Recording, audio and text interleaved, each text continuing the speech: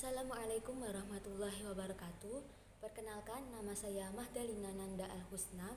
Saya mahasiswi dari Universitas Islam Negeri Sunan Ampel Surabaya, Fakultas Usuluddin dan Filsafat, Prodi Ilmu Al-Quran dan Tafsir, NIM 0703032191, kelas C2.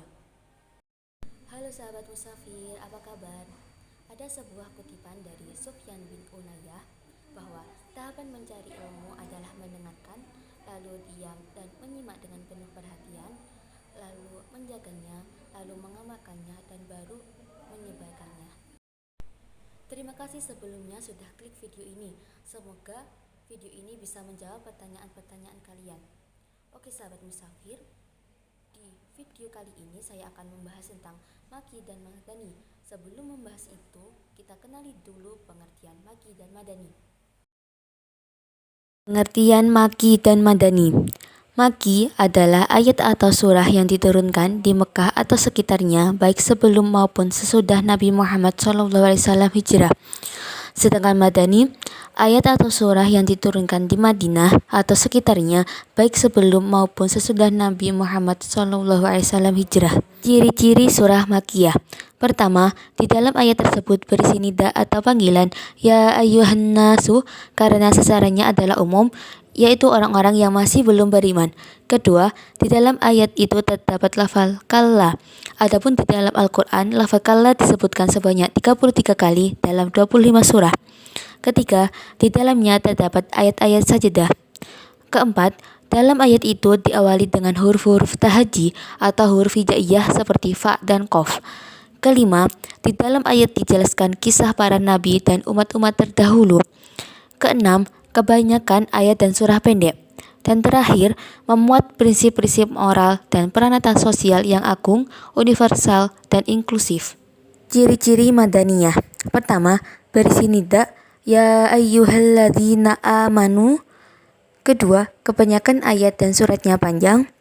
Ketiga, berisi izin jihad fisabilillah, hukum pidana atau hudud, hukum faraid, hukum ibadah, hukum muamalah, hukum munahakat, hukum kemasyarakatan dan kenegaraan. Penetapan Makkiyah dan Madaniyah. Menurut dasar aghlabiyah atau mayoritas, suatu surat bila mayoritas ayat-ayatnya adalah Makkiyah, surat tersebut disebut Makkiyah. Demikian juga sebaliknya, jika mayoritas ayat-ayatnya adalah Madaniyah, surat tersebut disebut Madaniyah.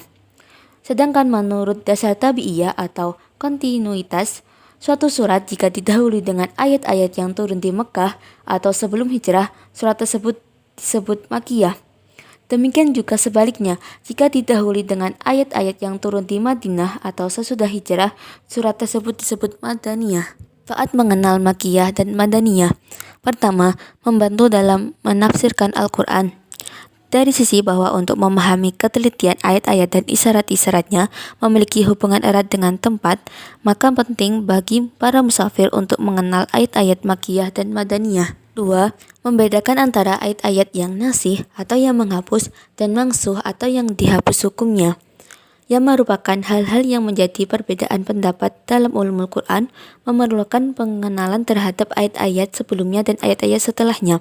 Maka ayat-ayat Makkiyah dan Madaniyah merupakan muqaddimah yang sangat penting dalam membedakan antara ayat-ayat nasih dan mansuh.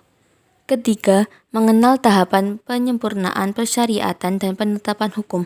Keempat, mengetahui bagaimana turunnya Al-Quran dan membantu mengetahui asbab nuzul yang juga merupakan bagian dari ulumul Quran.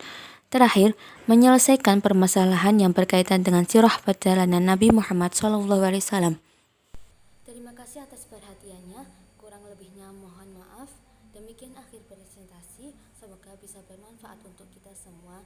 Semoga apa yang disampaikan barusan adalah awal untuk kita menghadapi badai kehidupan. Terima kasih. Wassalamualaikum warahmatullahi wabarakatuh.